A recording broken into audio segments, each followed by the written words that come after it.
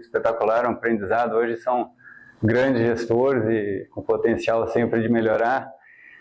Então eu vou poder ficar um pouco num lugar mais de reflexão existencial aqui da nossa ocupação no planeta, né, no sentido de que esses fóruns aos quais eu estou sendo chamado para participar, né, assim, eu olho as outras pessoas que eu estou dividindo tela ou dividindo palco e, sabe, empresas gigantes, né, o próprio Tomazoni, né, do JBS, que está o Fábio do JBS também,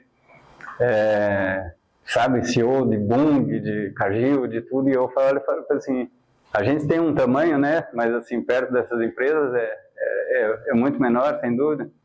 E eu me pergunto por que eu estou sendo chamado para tantas discussões, né? E é porque a humanidade está preocupada com o clima, né? Assim, de fato, existe essa leitura do aquecimento global e a água está subindo, né? Literalmente.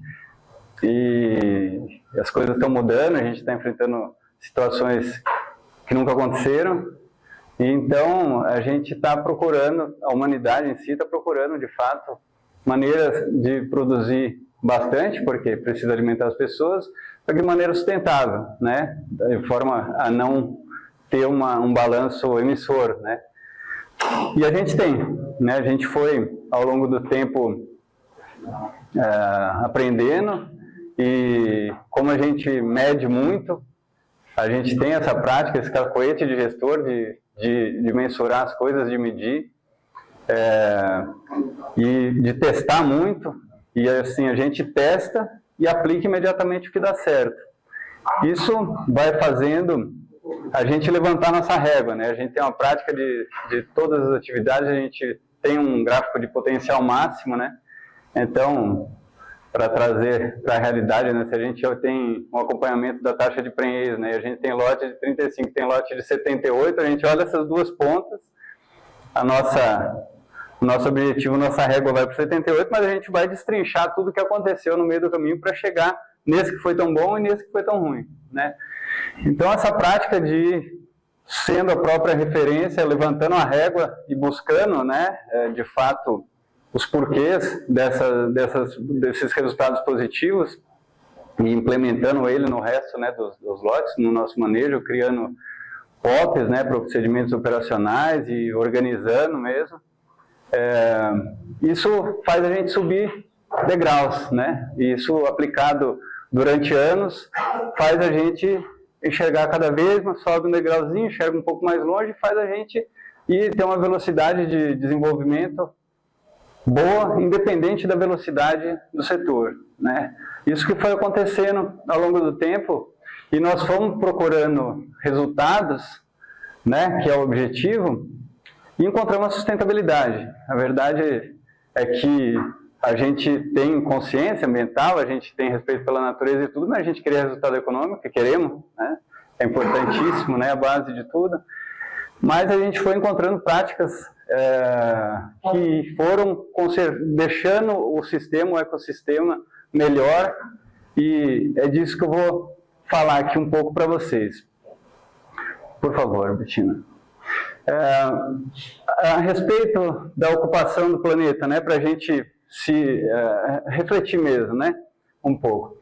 A gente imagina que lá atrás eram famílias com uma terra em volta que plantava uma coisa, tinha um gadinho, tinha um porco, de alguma forma existia uma rotação de cultura, de alguma forma existiam práticas sustentáveis, porque era aquilo ali que tinha, né? Não tinha uma monocultura, não tinha, né, uma intensificação, às vezes mudava de lugar, mas a gente imagina, lembra, né, para a gente fazer esse caminho lá de trás para cá, duas famílias se juntam, 4, 10, viram vilas, viram cidades e viram megacidades. Pode esperar um pouquinho. Cidades enormes, megacidades ao longo do planeta, e aqui o Brasil, aqui São Paulo, um passeio pelo Google.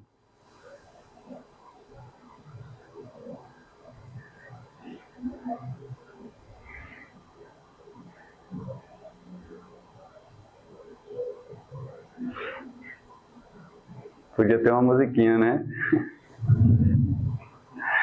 Assustador, né? São Paulo. Eu moro em São Paulo, minha família mora em São Paulo, apesar de viajar bastante. É a base, né? Apesar de ficar bastante aqui, ficar bastante no Mato Grosso, é a base. Então, me coloco aí nessa selva de pedra, como exemplo. Eu pus São Paulo de propósito. Pode ser, passa por favor, Betina. Podiam ser qualquer uma dessas cidades e tem, é o jeito que a sociedade se distribuiu, né? São Paulo tem 12 milhões de habitantes, ocupa 152 mil hectares, e esses 152 mil hectares não produzem alimento, né? Porque está com prédio, está com gente, está com um monte de coisa. Da mesma forma que a sociedade se organizou em grandes cidades, precisou organizar o campo em grandes campos de produção de alimento para abastecer as cidades, para abastecer as outras profissões, a profissão dos professores, os advogados, todas essas outras profissões importantes que existem e que não são produtores de alimentos. Para a gente ter uma ideia geográfica, para abastecer essas 12 milhões de pessoas, a gente precisa de 551 mil hectares. Então a gente precisa de um baita de uma área de campo para abastecer as pessoas que estão morando na cidade. Essa reflexão é para a gente lembrar que a gente está no mesmo barco, né? Para a gente lembrar que assim, eles são os principais clientes do campo e o campo existe para isso, e ao mesmo tempo eles são responsáveis pelo campo, assim como nós, de alguma forma, somos responsáveis pela existência ali, né, dessa organização, né? Estamos no mesmo barco, né? Não existe nós e eles, essa ilusão de segregação que a gente vive, né? Assim, um apontando o dedo para o outro é uma coisa que não faz o menor sentido, porque, passa por favor, nós ocupamos o planeta. E nós percebemos o planeta como um organismo vivo, né? E a gente é responsável por ele, né? Se a gente pensar, cada espécie tem seu papel no globo, né? No planeta, e são papéis positivos, né?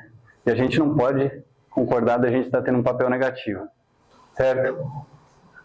Essa é a Fazenda Roncador hoje. Ela, nos anos 2000, ela ocupava 152 mil hectares, teve cisões e tal, hoje ela é 53 mil hectares. Com 152 mil hectares, nós produzíamos 7 mil toneladas de alimento. Hoje, com 53 mil, a gente produz 72 mil. Tá? A gente está falando ali em cima, em torno de 15, 20 mil cabeças de gado, e aqui embaixo a gente está falando de um abate desse ano de 50 mil cabeças, mais 1.200.000 sacas de soja que já foram colhidas. Para a gente ver que essa parte de condição de aumentar a produção é uma realidade. Tem muita terra, como era a fazenda lá atrás. A gente entende e percebe a fazenda como um organismo agrícola vivo, e para manter esse organismo agrícola vivo, a gente precisa, para manter esse organismo agrícola vivo saudável, a gente precisa cuidar desses 3 pilares, né? A sustentabilidade econômica, como a gente estava falando, não temos vergonha de ganhar dinheiro, é importante. A gente precisa estar forte, precisa estar resiliente, para a gente poder tocar mais coisa, ampliar, poder investir, poder pesquisar, poder tocar o barco, poder pagar bem as pessoas. A gente precisa da sustentabilidade social. As pessoas são o principal ativo da companhia, sem dúvida, não é a fazenda, não é os equipamentos, não são os animais, são as pessoas, sabe? Não existe o CNPJ, existem as pessoas. E uma equipe boa, motivada, treinada e, ao mesmo tempo, tirando toda a parte de treinamento técnico, que assim, é pré-requisito que a gente faz, a gente leva esse tipo de reflexão e a gente olha para as pessoas para cuidar da saúde mental, nesse mundo que a gente está, né, com tanta informação, com tanta coisa assim, que não para o tempo todo, né? Virou um KPI para nós gestores, esse monitoramento de saúde mental, sabe? Afastamento por burnout já é, acho que a 3ª causa de afastamento no mundo, sabe? Assim, tá rolando, a gente precisa se sensibilizar e a gente precisa tirar esse véu, e a gente tem feito treinamentos em relação a isso, assim. Recentemente teve um teatro em cada setor, sabe, que as próprias pessoas faziam, simulando, porque daí no final alguém levanta a mão e fala assim, cara, eu estava passando por isso e tal, para mim estava difícil, e aí a gente sensibiliza todo mundo, porque não tem uma solução, né? A gente precisa que as pessoas umas amparem as outras, né, nessa condição. Entre muitas outras coisas, e essa reflexão e essa tentativa de trazer essa consciência de como a gente está atuando no planeta também, pessoas conscientes cuidam com muita naturalidade da parte econômica e da parte ambiental. Quando a gente fala da parte ambiental, a gente não está falando só de ter metade da área em reserva, não está só falando da onça que abate 1000 cabeças por ano na fazenda. 1000 cabeças porque caiu, porque antes era mais, né, Diego? A gente está falando também de um sistema regenerativo que fixa carbono no solo, que produz bastante alimento, que resgata o ecossistema, no sistema produtivo, um ecossistema parecido como é o da floresta. Né? Tá com o dedo quente aí, Vitinho. 3 princípios básicos. Tratar os outros como gostaríamos de ser tratados, produzir os alimentos que queremos consumir e deixar o planeta melhor do que recebemos. Né? Se a gente tiver isso de verdade dentro da gente, de maneira coerente e genuína, é uma parte importante do caminho percorrido. A gente tem 2 questões falando sobre a pecuária e a agricultura, o que a gente faz. Hoje nós temos o sistema regenerativo integrado, né? Na pecuária, a gente tem essa retórica de que ela degrada o pasto, né? E por que ela degrada o pasto, né? A gente precisa fazer as perguntas certas, né? E a gente gosta de olhar para o problema, né? A gente gosta de medir, a gente gosta de olhar para o problema, mas para problema novo, não para os mesmos, né? Então, problema novo é bem-vindo, problema repetido não é bem-vindo, né? A pecuária, nós temos várias questões, mas a principal, a gente tem uma demanda constante ao longo do ano e a gente tem uma oferta inconstante, né? Muita oferta, passagem perene, né? Muita oferta nas águas e zero na seca. Esse vale, esse desajuste é a degradação. É ruim sobrar e é ruim faltar.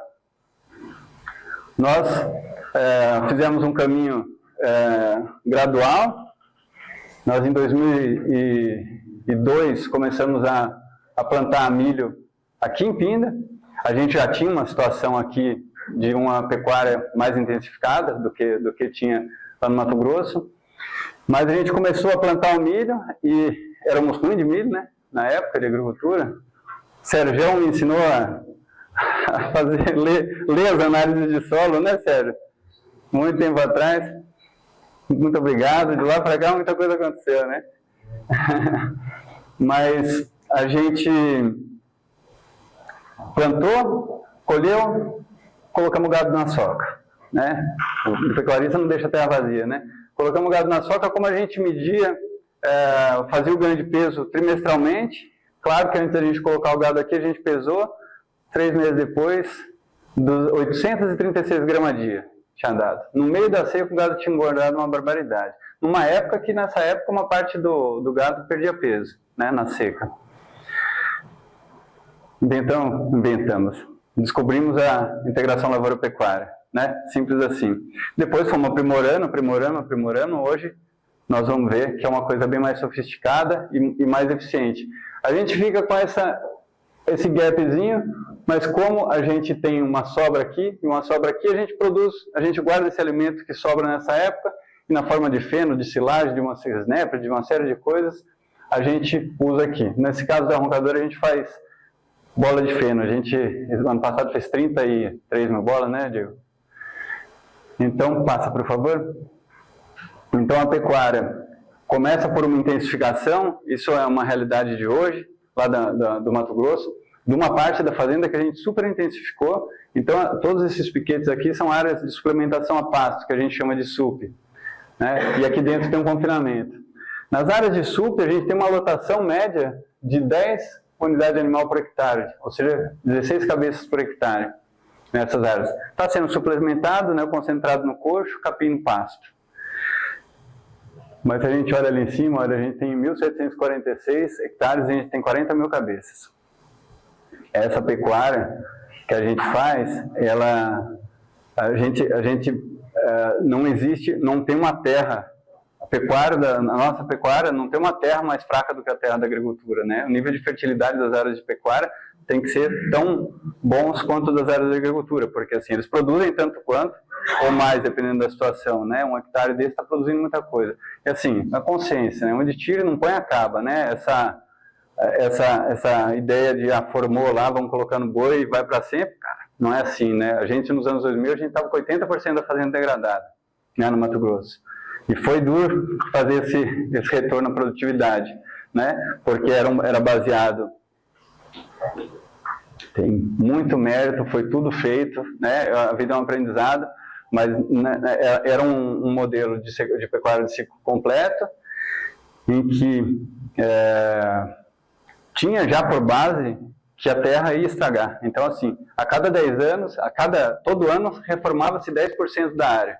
Era assim, então, meu avô falava assim, quando chegar em 10 anos, estou com a fazenda nova. Só que lá, esses 10 anos viraram 8, viraram 7, viraram 6, e quando a gente viu, a fazenda estava com bastante área degradada, né? Porque esse desajuste entre taxa de oferta e taxa e a demanda, né? A taxa de ocupação, faz isso. Passa, por favor. Foto simples, né? Planta a soja, colhe com colhedeira, planta capim, colhe com gado, né? E já reparando aqui na cobertura de solo, para a gente lembrar. Por que a seca virou o momento mais fácil para nós, né, na pecuária? Porque durante o período das águas, a gente tem um rebanho de 70 mil cabeças, no período das águas ele está concentrado aqui em quase 11 mil hectares, sendo que nessa época o varjão, que tem 2 mil hectares de varjão, está cheio d'água, né? Então, assim, é isso menos 2 mil, na verdade, né? Então, assim, essas áreas têm que ter um nível de suporte, uma capacidade de suporte, uma fertilidade super altas, porque assim, é uma taxa de lotação alta, né? Mas, quando entra a seca, a pecuária ganha toda a área que estava com soja para andar, né?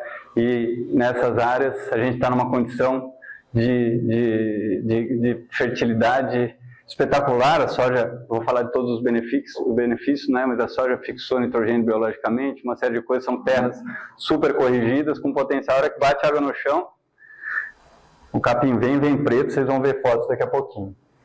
E a gente ainda faz feno, milho, né? Dependendo do ano, faz mais milho ou menos milho, né? Se tiver barato a gente compra, se tiver caro a gente produz.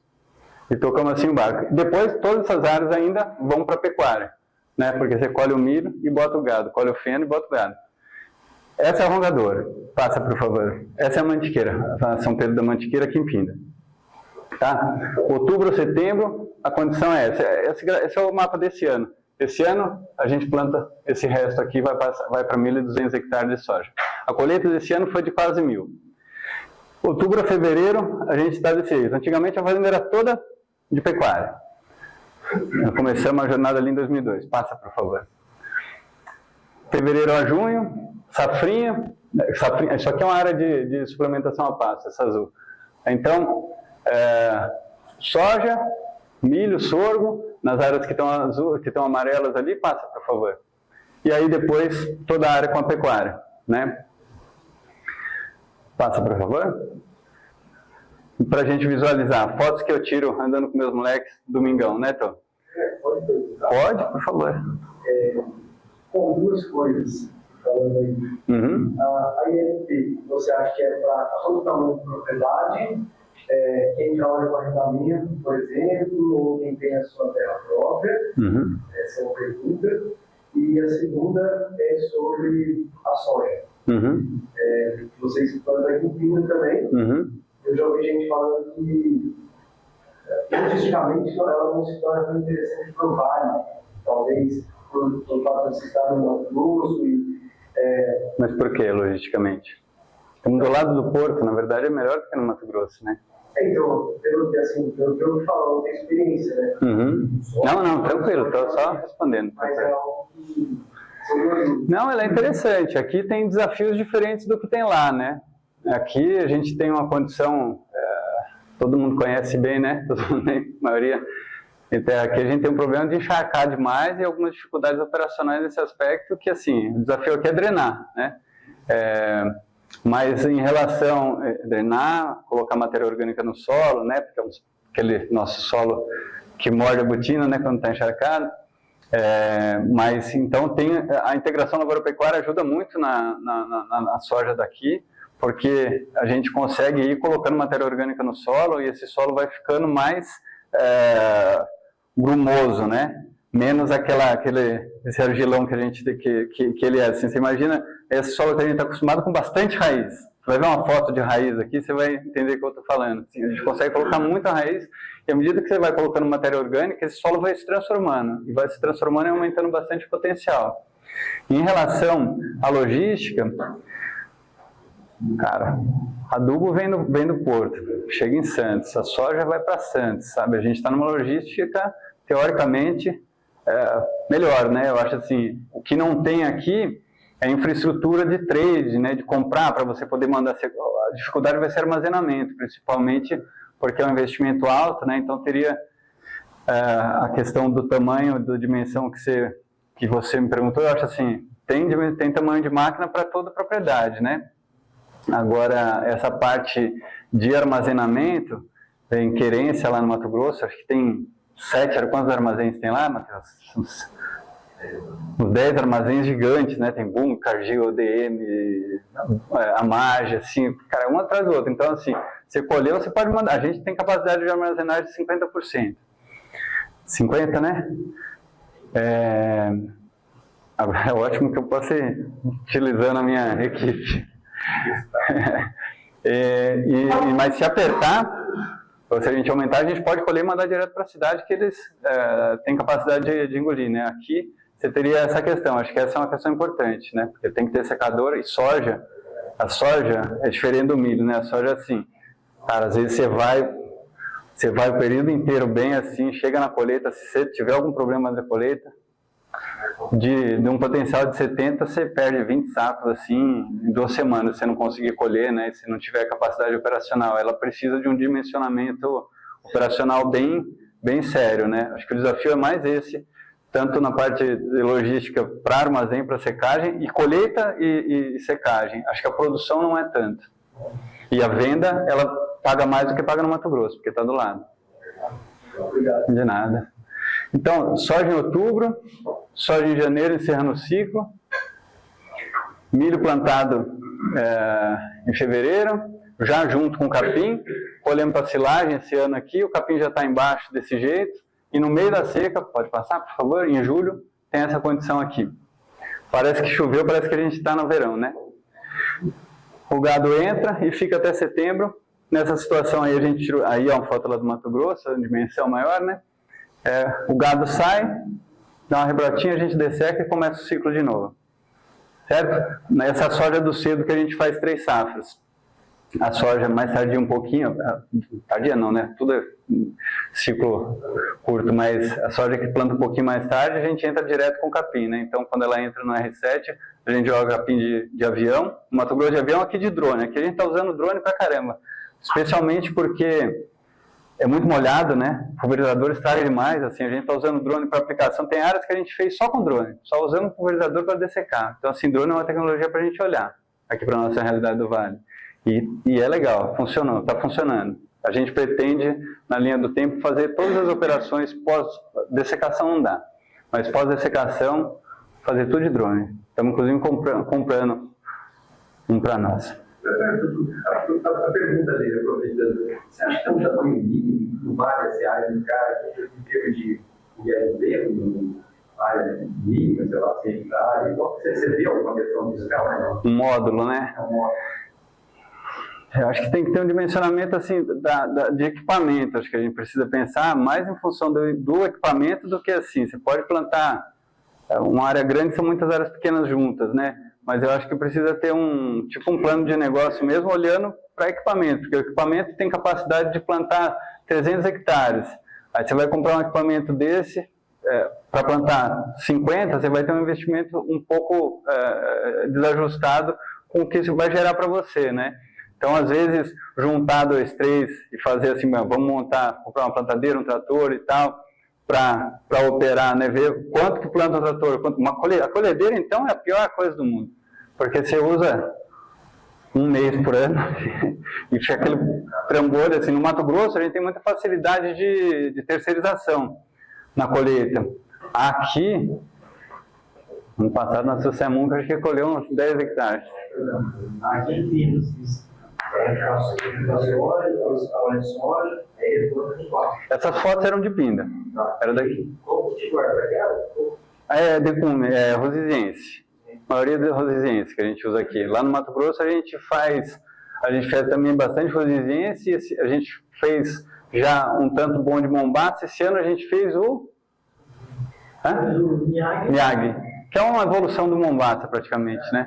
Assim, aí você tem que tomar cuidado para não entocerar, porque senão na hora de plantar de novo você tem problema com a plantabilidade, né, das toceiras. Aí tem que plantar de planta também, mas aí tem que ir devagar. Como é a questão de alagamento? A Decumes bota 2 fotos, por favor, Bettina. Aqui, essa aqui é aquela mesmo, uma para frente. Essa aqui, ó. Hoje a gente está fazendo pré-secado dela na fazenda. Hoje mesmo. Não tem foto dele ainda, é a primeira vez que a gente está fazendo.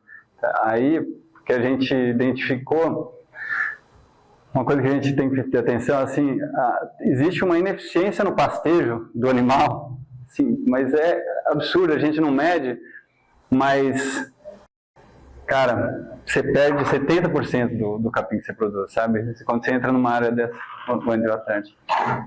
o gado entra numa área dessa, verdona bonita assim, depois você anda a cavalo, assim, você vê o tanto de capim que vai pro chão, legal, tá ali matéria orgânica, tudo, mas hoje a gente entra lá na roncadora, a gente entra fazendo feno, aí você aproveita 100% daquilo ali, depois o gado ainda pasteja. Aqui a gente fazia silagem, agora a gente está hoje fazendo um pré-secado dessa área. Então assim, você faz alimento para tipo 1,6 unidade animal por hectare, com um corte para o ano. É um absurdo, são números assim assustadores. Então tem um potencial de evolução no nosso negócio muito grande. Vamos lá. Os campos de feno, nós estamos falando, isso aqui é a rosiziense recém-cortada. Do jeito que ela está aqui, ela ainda rebrota, depois a gente ainda passa o gado, porque a gente vê muitos benefícios na passagem do gado, né? Benefícios da integração lavoura-pecuária, né? Olha, dentre as práticas regenerativas, acho que a primeira para a gente marcar é plantio direto, né? Plantio direto para nós no Brasil é uma coisa muito comum, mas por aí tem muito plantio convencional ainda, né? Mas plantio direto, cobertura de solo, acho que é a número 1, né? A 2, a integração lavoura-pecuária. Benefícios do sistema, fixação biológica de nitrogênio, né? Nitrogênio, além de ser um emissor de carbono e ser um custo, né? Você consegue fixar, a planta produz para ela e ainda deixa uma quantidade significativa no sistema. Então, para a gente começar a reparar também o que é uma lavoura regenerativa, né? Antigamente a lavoura boa era a lavoura com tudo morto, né? Só a linhazinha lá de soja, o que aparecesse tinha que matar. A gente gosta de ver esse ambiente meio de floresta aqui, né? Tem o esterco do boi que passou, tem a joaninha, tem a vespa, tem o cogumelo, que é a vida no solo, tem a minhoca. A gente entra na lavoura, a gente tem que ter o frescor da floresta, sabe? Não é aquela noia que tem que estar tudo morto, não, tem que estar vivo. Claro que controlando o que precisa, né? Por favor. Nós estamos falando de raiz, né? Olha a profundidade de raiz. Isso aqui é uma área que a gente tinha plantado, área direto soja, capim, boi, sem a segunda safra, sem a safrinha. A segunda safra, na verdade, é o boi, né? 45 dias de plantado esse capim. A área que foi de soja, jogamos capim de avião no R7 da soja. 45 dias o gado já está pastejando. E olha a profundidade da raiz em 45 dias. Porque tem muita fertilidade no solo, ela põe muita massa para cima e muita raiz para baixo. Essa raiz faz a reciclagem dos nutrientes que lixiviam, tipo cálcio, potássio, traz de volta para o sistema na forma de palha, faz microgalerias que faz a descompactação e aumenta a permeabilidade da água, além de ser carbono que está sendo colocado no solo, né? Matéria orgânica é carbono, isso aí é carbono. Passa, por favor. Isso é o que fica em cima, então assim, muito para baixo, muito para cima. Essa é uma plantadeira, uma devesona plantando, né? Além da cobertura de solo, além de segurar umidade no solo, além de cuidar da temperatura, melhora a plantabilidade. porque você lembra como é que era a área de plantio convencional, dá uma chuvinha, você tem que parar, ficar esperando 4, 5 dias para plantar e é uma desgraça. Aqui não, parou de chover, praticamente você já entra, né? Então, o bem e o bom, né? Sempre, olha a condição que fica a lavoura depois, né? Eu já falei desses, olha, o ano retrasado, a safra passada, a gente teve uma condição no Mato Grosso super difícil de clima, assim, uma calor, seca, foi horrível, né? Foi o pior ano, né, Guilherme, que a gente já teve. Nas áreas que já estavam maduras, com o sistema generativo integrado, a gente com bastante palha, essa área aqui mesmo, comparando com uma área com menos cobertura, a diferença de temperatura chegava a 10 graus. Né? A produtividade nessa área foi quase o que era o projeto, deu 65 sacas. A média da fazenda foi 47. Assim, foi um ano que quebrou todo mundo, assim, né? Foi um ano super difícil. Então, a gente não está indo nesse caminho só por consciência, por resultado, por consciência no sentido ambiental, né? Por consciência também de resultado econômico. Pois não. E áreas com baixo teor de argila, com areia? Olha, o Guilherme vai poder te responder mais tecnicamente na sequência, mas hoje existem variedades e manejos. Cara, estamos plantando soja em tudo que é lugar. Assim, a gente tem alguns arrendamentos no Cocalinho lá, e assim, estamos plantando, assim, não sei o resultado que tem, diminuiu bastante, né, depois desses últimos anos mais difíceis, mas assim, um tempinho atrás eu não estava plantando até no muro, né. Eu acho que tem condição, mas precisa ter bastante cuidado, né, com o plano de negócio, né. Não existe um formato ideal, né? Esse formato que a gente está mostrando é o nosso formato, né? O projeto precisa ser adequado às condições climáticas, às condições da terra, né? E principalmente a capacidade de gestão ali da equipe e do nível de tecnologia que você vai implementar, né? Não é que assim, é isso aqui, vamos não. Tem várias práticas aqui que podem ser aplicadas em qualquer propriedade. O nível de gestão que precisa ter de insumos, de uma série de coisas aqui, ele é complexo, né? Mas dá para plantar na maioria dos lugares, mas assim, é preciso analisar, né? Eu te responder assim de maneira genérica, assim, né? Acho que depois o Guilherme, se você quiser perguntar de novo na vez dele, ele já vai se preparando aí, né, Guilherme? E a passagem do gado, que era tido como uma coisa, tudo bem? Que era tido como uma coisa ruim, né, para os agricultores, assim, a nossa agricultura nasceu integrada, né, com a pecuária, ela não era agricultora, a gente era da pecuária, então assim, ela já nasceu junto. O gado, se você plantar, simplesmente fizer o plantio do capim, depois da soja, ele vai crescer, vai entrar em senescência e vai ser aquilo ali. Se você colocar o gado, ele vai dar, sei lá, sem o gado ele vai dar 2, 3 ciclos, né, Diego? Se você colocar o gado, ele vai forçar o capim a botar mais raiz, dar mais ciclos, trazer de volta para o sistema na forma de palha o que precisa ser reciclado, né, os nutrientes que ele pegou, e ainda ele coloca vida no sistema através do esterco e da urina, né? Com isso vai a microbiologia dele, vai os micro-organismos. Então você começa esse assunto de repovoar as áreas produtivas com os micro-organismos.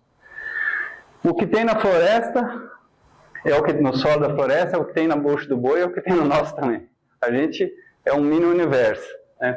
Aí, essa evolução aqui da soja aqui de Pinda, para a gente ver, né, produtividade, área, esse ano a gente plantou aqueles 1000 hectares ali. Vai mais um, por favor. A gente fala assim, bom, a fazenda que ela era só de pecuária, era tudo verde, de repente tem 1000 hectares que você está plantando soja. O que aconteceu com o gado? Deve ter piorado, né? Passa, por favor. Também aumentou, né? Então a gente sai de 3.900 e hoje a gente está com 5.400 cabeças, né? Intensificação. Então, as coisas estavam indo bem, a gente estava satisfeito, a gente precisava, tinha alguns incômodos, né? E a gente foi sendo conduzido, né, ali de cima, né, com consciência ética sempre presente, em olhar respeitoso para a natureza, fomos conduzidos à sustentabilidade. Nós falamos bastante da pecuária, da integração, e aí mais uma reflexão para a gente pensar junto, né? Teve a Revolução Industrial, metade do século passado, Revolução Industrial, né, pós-guerra, tal, Revolução Industrial, aí população crescendo, medo da fome, né, a humanidade com medo da fome, a África, tudo assim, crescendo população e a gente com medo da fome. Foi feito um sistema produtivo que foi implementado e se expandiu pelo mundo, que foi a Revolução Verde, que foi super legal. Mas ele resolveu o problema da fome. Ele era baseado em defensivo químico, que vieram das armas químicas nesse pós-guerra, que controlava as pragas, que era um problema, antes não tinha. Foi baseado em sementes desenvolvidas, que aumentaram o teto de produtividade, o teto produtivo, então sementes mais produtivas, e defensivos químicos. Né? Com a tecnologia começou a conseguir fazer os formulados, os solúveis, que a planta vai direto na boca dela. Isso funcionou, aumentou a produtividade, teve vários benefícios, especialmente para países que se tornaram exportadores, como a gente, benefícios econômicos, mas ao mesmo tempo foi fazendo uma interferência no ecossistema brava, né? E é o que a gente faz até hoje, a gente ainda é fruto da Revolução Verde. Hoje a gente está indo para o regenerativo, e hoje é um pouco isso que o mundo está clamando, né? Por isso que a gente está nesses fóruns, porque está tentando achar um caminho para evoluir, produzindo bastante alimento, mas de uma maneira mais equilibrada com o meio ambiente. Vocês imaginam, você tem uma colônia de micro-organismos no solo, uma sociedade ali, aí sobe lá um fungo na planta, pau, defensivo. Sobe um outro, pau, defensivo. Sobe outro, pau, defensivo. De repente, você mudou, e aí soja em cima de soja, monocultura em cima uma em cima da outra e tal. De repente você muda toda a condição do solo e a condição do ecossistema ali que existia. Né? Os micro-organismos são extremamente sensíveis e para eles conseguirem fazer as funções dele, ele consegue atuar exatamente numa camada com uma condição química exata ali daquele jeito. Vai morrendo todos eles, todas as camadas e sobra 2, 3. Um deles é o nematóide. Maior praga da soja, a maior dificuldade de tratar, então doença de solo, doença do nosso manejo também, né? Porque a gente foi matando tudo, sobra esse, ele começa a se reproduzir e ele quase que está gritando para dizer que está tudo errado, né? Em cima do solo, a gente vem a lagarta, a gente entra com inseticida. Aí vem outra, para o efeito desse, vem outro princípio ativo, a gente taca, vem outra, a gente vai criando uma super lagarta. Aí a gente volta para a semente.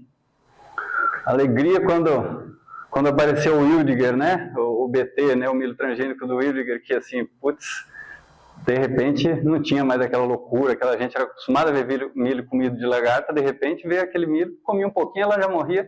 Pau, durou uns 2, 3 anos, 4, aí já veio o Ecolex, que era uma outra tecnologia e tal, cara. Aí a gente começou a desenvolver sementes capazes de sobreviver a esse ambiente, não posso falar palavras chulas, né? Nesse ambiente ruim que a gente criou, nesse ecossistema, nesse meio ambiente distorcido ali pelas nossas próprias ações. Então, olha, eu sou super da tecnologia, tá? E assim, eu acho que é super importante o desenvolvimento genético, ter as opções de defensivo químico, a gente usa ainda defensivo químico, não sou nem um pouco radical, eu só acho que a gente precisa usar com consciência, né? Então, o que a gente faz, que é o nosso sistema regenerativo integrado? A gente busca criar um ecossistema, criar uma condição do meio ambiente capaz de receber qualquer semente de maneira saudável. Né? Dessa forma, a gente deixa de ser dependente das multinacionais, dos royalties, de todos esses defensivos químicos e até de fertilizante químico. Eu vou mostrar um pouquinho do que a gente está falando, por favor. Incomodava a quantidade de defensivo químico, então nós começamos a usar biológico. Primeiro nós começamos a medir os resíduos da soja, lá atrás. Todo ano a gente mede os resíduos da soja, porque tinha preocupação, pô, mas o glifosato, não, mas isso, mais aquilo. Começamos a medir, os nossos níveis são sempre quase zero, assim. De vez em quando, se você fizer uma última aplicação de glifosato, ele dava tipo 0,046, né, Guilherme? Sendo que era tipo 10 vezes menos do que o tolerável para a Europa, que era mais exigente. Então, assim, mas mesmo assim, incomodava a gente usar e a gente começou a usar defensivo biológico. experimenta foi dando certo, a gente não sai que nem louco fazendo, assim, a gente está fazendo isso há muitos anos, ele vai contar o passo a passo, eu não vou abrir muitos balões. Mas experimenta, o que vai dando certo a gente replica, o que vai dando errado a gente deixa de lado, a gente vai mostrar naturalmente o que teve resultado positivo, mas a gente testa muito, tem muita coisa que não dá certo, a gente larga para lá. E o que dá certo a gente expande, a gente cresce rápido. Por favor. E aqui está um exemplo dessa safra, o Guilherme vai mostrar a evolução, né, dos defensivos biológicos na fazenda, mas esse ano nós aplicamos 81% menos de ingrediente ativo por hectare de defensivo químico. Né? A gente usou quase tudo biológico. E produzimos 72 sacos. Por favor. Aí eu tinha essa questão do fertilizante químico, né? Assim, quanto você produzia 50, uma quantidade de adubo, aí 60 é mais, aí 70 é mais, daqui a pouco assim, e a dependência da adubação química, a quantidade que a gente colocava de adubo, que coloca, né, que precisa colocar para produzir, também incomodava, né? A gente precisava achar um jeito de colocar alguma coisa de liberação lenta para rejuvenescer o solo. Então, a opção foi utilizar o pó de rocha. O pó de rocha, lá na nossa região não tinha, então assim, trazendo para o contexto daqui de São Paulo, a gente tem várias opções de pó de rocha aqui em volta, né? Em São Paulo, tem Embu, tem tudo, a gente está usando uma aqui na fazenda que chama biotita, né? Mas tem várias opções, dá para pesquisar e tudo se tiver interesse de usar. Esse especificamente, a gente tem mineração também, né, de calcário, isso aqui é uma mina nossa, de calcário calcítico. Nessa área, a gente tinha lentes sobrepostas e tinha um minério que não dava calcário porque o percentual de cálcio dele era baixo. Então, era custo, aí depois nós começamos a fazer brita, e depois eu falei, cara, a gente procurando, não existia remineralizador na nossa região. Falei, cara, vamos pesquisar, né? Moemos ele, mandamos analisar, vimos que não tinha metais pesados, não tinha problema nenhum. Ao mesmo tempo que a gente mandou para a Federal de Goiânia para fazer a pesquisa, a gente começou a aplicar. Em 2019, acho que a gente começou em 2019 ou 20. Foi surpreendente o resultado. A nossa expectativa era que é um negócio de liberação lenta, que ele vai fazer as reações no solo e vai disponibilizar mais nutrientes, os nutrientes que já existem, né? Ele tem uma quantidade de potássio, mas especialmente que ele melhoraria a CTC do solo, né? E tudo que você colocasse ficaria mais disponível para a planta. O solo do Mato Grosso, especialmente, é dos solos mais antigos do mundo. Antigos no sentido de não ter sofrido nenhuma rochagem natural ao longo do tempo, né? Os solos rasos lá do clima temperado, os solos da Europa, sofreram rochagem natural proveniente de vulcão, né, das erupções vulcânicas, de terremotos, de tal, dessas coisas naturais, e eles são como se fosse um panetone, sabe, o solo, assim, ele é um solo cheio de pedrinha, só que ele é raso. O nosso é um solão profundo, que não aconteceu nada nos últimos milhões e milhões de milhares de anos, então ele é um bolão de fubá, e muito intemperismo, né, calor, chuva, então ele não tem nada. Quando você coloca o pó de rocha, por isso que a gente fala que a gente rejuvenesce, porque todo solo um dia foi rocha, né? Quando você coloca um pouco de rocha nele, você meio que volta ele no estágio anterior. E isso vai tendo algumas coisas, alguns nutrientes que vão liberando ao longo do tempo. E equilibram as cargas negativas e positivas do solo, também conectando fazendo algumas ligações que depois, quando você coloca o fósforo, ele não se liga, por exemplo, e fica disponível para a planta. Mas nesse caso, passa por favor, a gente teve uma resposta de produtividade absurda, assim, desde que a gente começou. As duas primeiras safras sempre produziram, somando no mínimo 10 sacas a mais do que a área testemunha. Não era expectativa, mas número é número. E a gente, deixa ali, por favor. E a gente começou a pesquisar os porquês, e hoje a gente está com a turma da Exalc, procurando, entendendo o que está acontecendo na Alex, que é uma incubada da Exalc, o professor Thiago e tudo, porque a gente primeiro focava nos macros, né, no potássio e tudo, mas depois a gente foi pesquisar e a gente viu que quanto menos cálcio, mais micronutriente ele traz. E esses micronutrientes são o ouro para a parte biológica do solo. E são difíceis de colocar, onde não tem. No Mato Grosso é super pobre de micro. Hoje a gente começou os experimentos com 5, era o professor Éder que falou, né? Ele falou assim, coloca 5 numa área e na outra você vai colocando 1 por ano e vai medindo o resultado, né? O de 5 foi muito melhor, o de 1 por ano a gente parou de fazer. Agora, o ano passado a gente fez foi mais de 10 mil hectares, né, Guilherme? A gente fez 3,6 toneladas por hectare. Aí a gente já entrou numa capacidade de análise e a gente faz especificamente o que vai ser bom. Mas é de 3 para cima, né? O pó de rocha é bom, mas a planta não absorve ele direto. Então, a gente entrou numa outra seara, que é repovoar as áreas produtivas com os micro-organismos da floresta. Porque a planta só acessa os nutrientes através dos micro-organismos. Ela dá uma parte do carbono dela, os exudatos, para os micro-organismos, ele é que vai lá no pó de rocha e dá para ela. Então, vejam como a gente começa a voltar para o que é a floresta. Hoje em dia, a natureza é a guia, a floresta é a referência, sabe? A gente entra na floresta para ver as coisas hoje em dia. Nós 3 entramos na floresta com constância para ver um pouco das coisas mesmo como estão. Não é demagogia, é verdade. Então a gente começou a fazer a sopa de floresta, que hoje a gente faz análise metagenoma das áreas, de algumas áreas específicas, a gente aprendeu a procurar onde tem mais.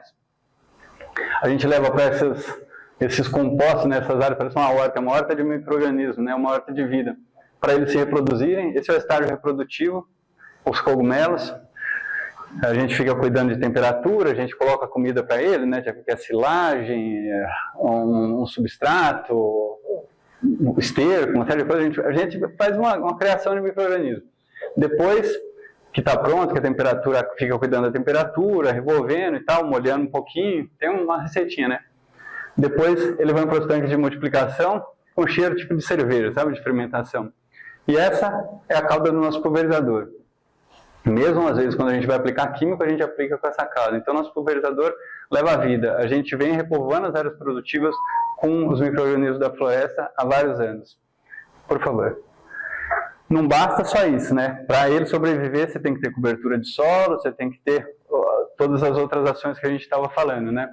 Porque o que a gente quer ver é isso, né? Um meio ambiente que parece a natureza, né? Você vê, não parece um solo de floresta com bastante, né, folha e tal, os cogumelos, que aí eles começam a aparecer sozinhos na fazenda. Naturalmente eles começam a aparecer. Esse ano, aqui na fazenda, na hora que apareceu, o ano passado, na safra retrasada, tinha aparecido um fungo, e aí a gente aplicou um defensivo biológico para combater ele.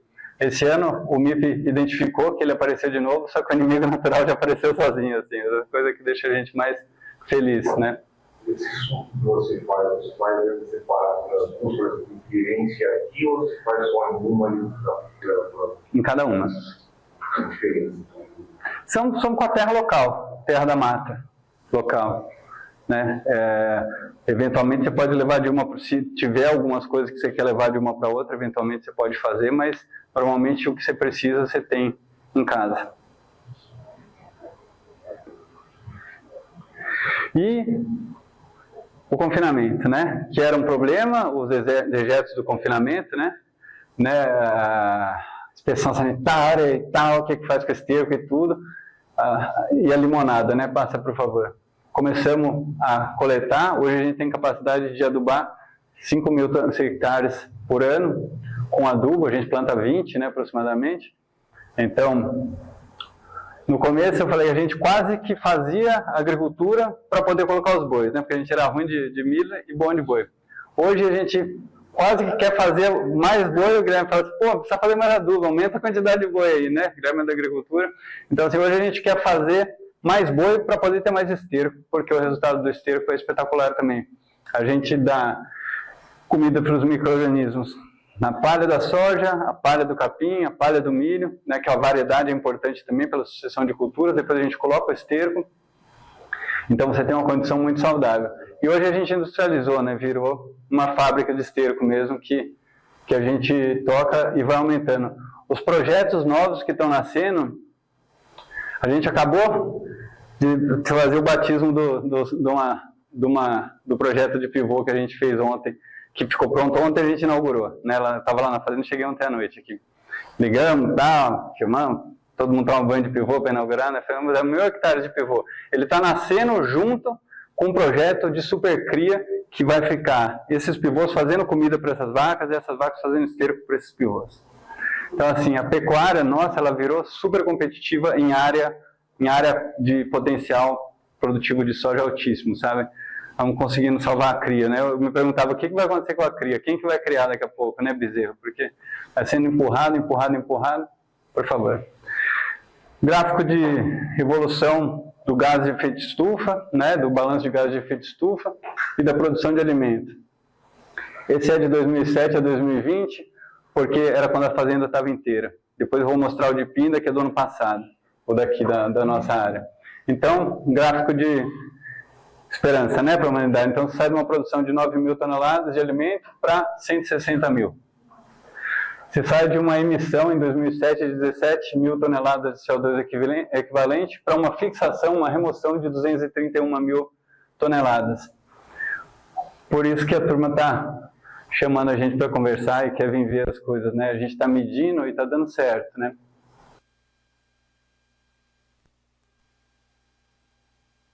Quero trocar com vocês, assim, e o caminho é aprender o tempo todo, né? A gente sabe que não sabe nada. E o que isso significa? Significa mitigar a emissão de 133.000 carros 1.000 rodando 1.000 quilômetros por mês em qualquer lugar do mundo, né? Passa, por favor, Betinho. É daqui da Mantiqueira, tá? Da São Pedro. São quantidades de carbono para a gente se apropriar um pouquinho de número, né? Isso aqui é tonelada de CO2 equivalente por hectare.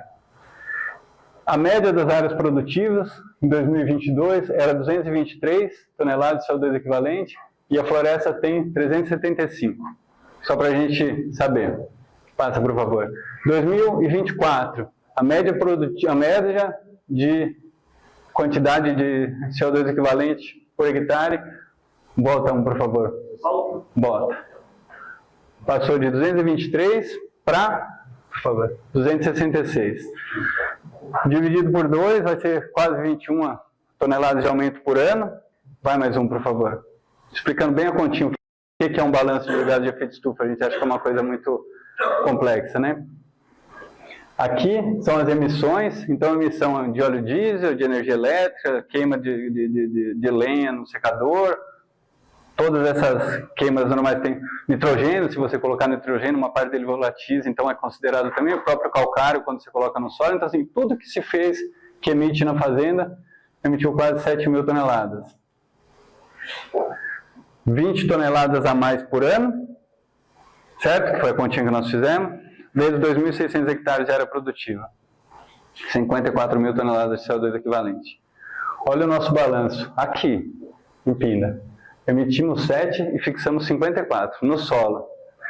Se a gente for considerar também o que a gente produziu de soja e de capim, transformando soja e capim em CO2 equivalente, né, em carbono, tem mais 23. Então, assim, se a gente não quisesse considerar o do solo e quisesse fazer só essa conta também seria fixador. Pode passar, por favor. E aí, uma última pesquisa, né, que a gente está fazendo lá no Mato Grosso com a Universidade do Kansas, com um pesquisador que chama Chuck Rice, é Nobel de Solos, um cara super legal. Estamos lá com a pesquisa já indo para o segundo ou terceiro ano. A gente está fazendo análise de ciclo de vida, a gente está fazendo a evolução do carbono também lá, né, o balanço e tudo isso. Só que aí a gente fala assim, o carbono ele é medido, aquela sistemática do balanço da roncadora é um protocolo que chama GHG protocolo. Mede 30 centímetros de profundidade só, a quantidade de carbono. A NEG, densidade e tal, 30 centímetros. A gente viu aquela foto que eu tenho 1,82, aquilo lá tem 2 metros e tanto e está com raiz até lá embaixo, né? Então nós quisemos medir em 2 metros de profundidade. E ele topou. Vai mais um, que eu acho que é mais... Pois não.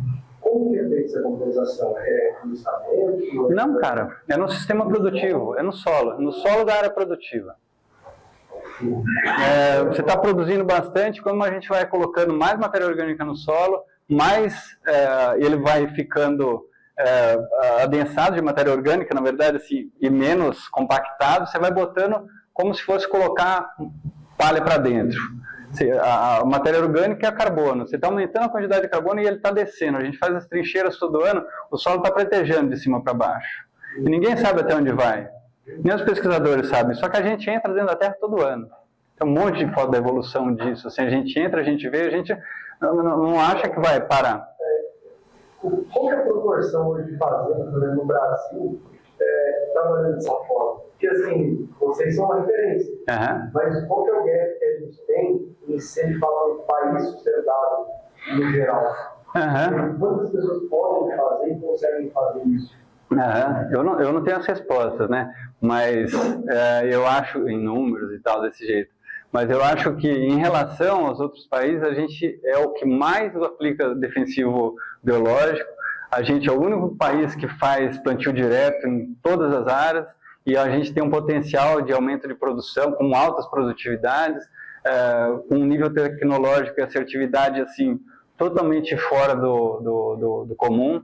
Então, assim, acho que a gente não comunica muito bem e acho que, comparando produção de alimento com outros países, a gente, sem dúvida, é dos mais sustentáveis. E tem um caminho para melhorar mais ainda, né? Pode passar, por favor? Então, a gente estava falando de que... Mais um, Betina, por favor. Mais um. A gente estava falando que a métrica que a FAO usa, você só pode aplicar, você só mede 30 centímetros de profundidade, porque se fala que 90% do carbono está até 30 centímetros de profundidade. Está lá nos solos rasos deles, nos solos do clima temperado, nos solos dos outros países. O nosso não, o nosso é aquele solão, bolo de fubá que a gente estava falando. No nosso, até 30 centímetros, está aqui, ó, 30 centímetros, 160. De 0 a 2,10 metros, tem 338, por favor, Betina. Ou seja, a gente está medindo metade do carbono que a gente tem no solo. Tá? Isso precisa mudar, né? Parametrização, tropicalização dos parâmetros, né? A gente não pode passar essa régua e ficar sendo desse jeito. É medição, né? Por favor. E acho que aí eu completo. Muito obrigado. A gente tem essa reflexão final, né? Que o passado já foi, que o futuro a Deus pertence, mas que o presente é nosso, né? E é um presente e a gente pode fazer esse caminho gradualmente e melhorar esse caminho que a gente está indo de aquecimento global e tal, assim tem jeito, e a gente está fazendo nossa parte. E obrigado pela escuta aí.